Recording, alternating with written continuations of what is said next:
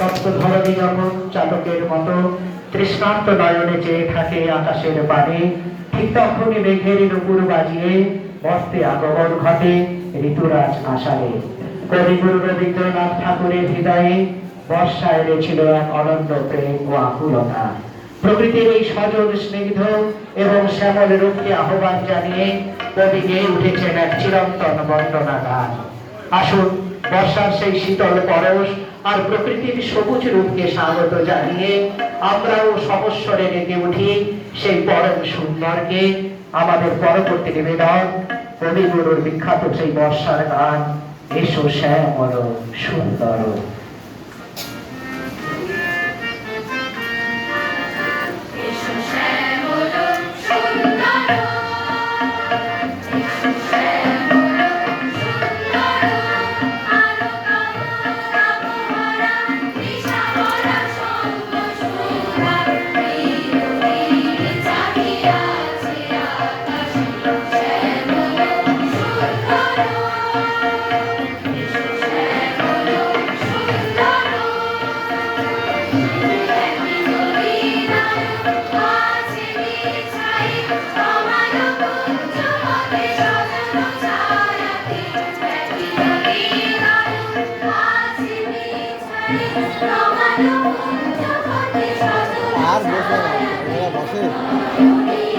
অনেক বসেছে আর হবে